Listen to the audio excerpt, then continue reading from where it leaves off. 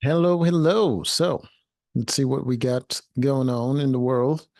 It says here popular organic kids snacks found to contain high levels of lead.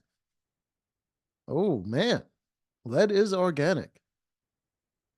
So, a study conducted by Consumer Reports discovered that two popular brands of kid snacks contain should be contains elevated levels of lead, though federal standards have not been set on heavy metal levels in many baby foods. The Food and Drug Administration only has set limits on heavy metal in infant rice cereal and juice, though it is working to put standards in place for other categories of baby food. That sounds crazy to me. They're working to put standards in place. Just apply them to all. If it's bad for humans, just apply it to all stages of human life, man. What, like, all right.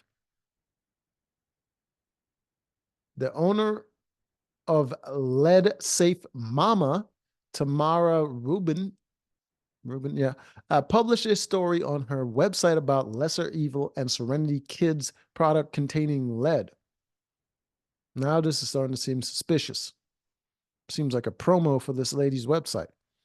Rubin's company focuses on preventing lead poisoning while also raising awareness for parents about sources of lead exposure. Preventing lead poisoning? How are you doing that? I mean, you can't go into people's home and slap the lead out their mouth. So, how are you doing that? It seems to me more like you're advocating for something that is known to be bad that everyone could get behind in order to get money, like a lot of people do, like they do with all the other hustles. Like, oh, well, we're preventing world hunger. It's like, well, everyone, no one can say no to that. You must be doing a good thing, trying to prevent lead poisoning. Oh, that's a good thing. But how are you actually doing it, though? Oh, are you getting paid to go to places to speak about something that everyone can agree is wrong? Is that what's happening? For example, she sounded the alarm on Stanley tumblers, which were found to contain lead. More recently, Rubin found that cassava based snacks like Serenity Kids Puffs contain high levels of lead, leading Consumer Reports to test four cassava products from Lesser Evil and Serenity Kids, as well as two products from Once Upon a Farm that contain sorghum. Sorghum?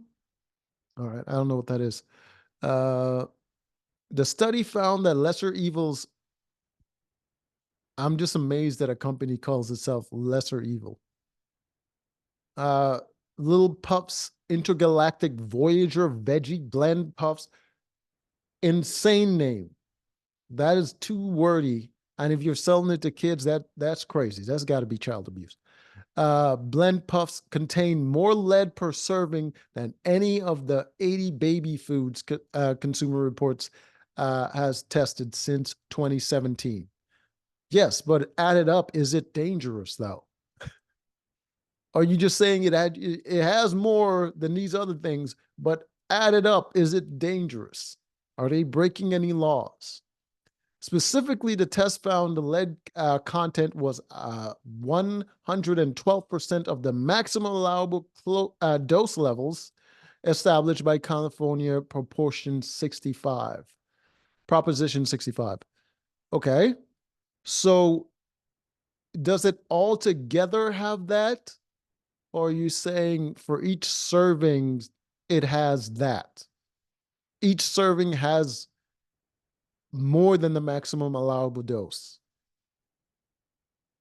Uh, James E. Rogers, PhD, head of food safety testing at Consumer Reports, said kids should consume less than half of the servings of Intergalactic Voyager Veggie Blends Puffs per day. Okay. Consumer Reports also found Lesser Evil's Little Puffs, sweet potato apple. Oh my God, bro. The names.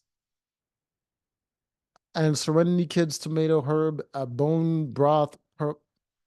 These all sounds like names of snacks from like a Fallout game. This is just insane.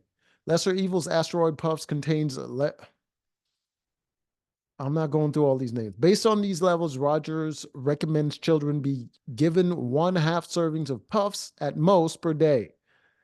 If you're doing all that extra stuff, just like forget the puffs. Like just forget the puffs, man.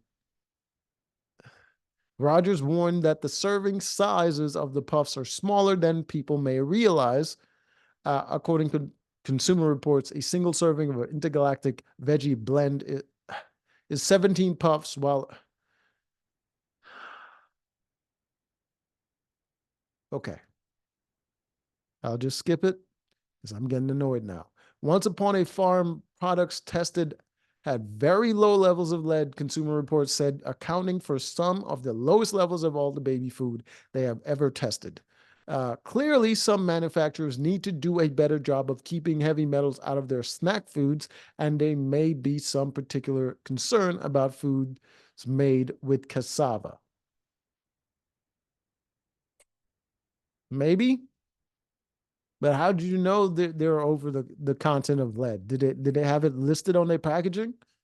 Probably, maybe they also knew.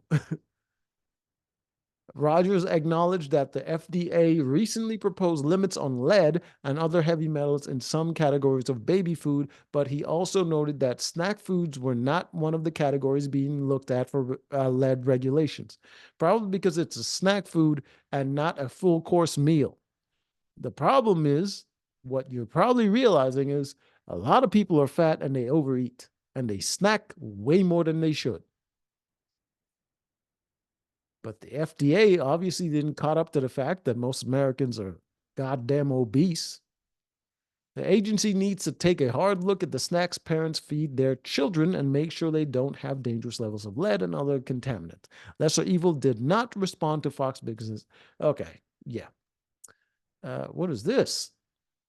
Thought they had lead, not cocaine. What is all of our cassava root and freshly made cassava flour? Oh, you make flour out of this? Okay. All of our products test well below the maximum allowable dose levels established by California Proposition 65. Shen said, we have always addressed lead and all heavy metals head on because we are confident in the safety of our product and ingredients because we believe that. All right, I get it. I get it. You have followed the guidelines because you said so. Puffs are completely safe to consume. Okay, okay, okay. We also carefully vet. All right, I get it. They're saying you do because they're grifting, and you're saying you don't have a lot of lead in your products because you're not trying to get sued. Anyways, until next time.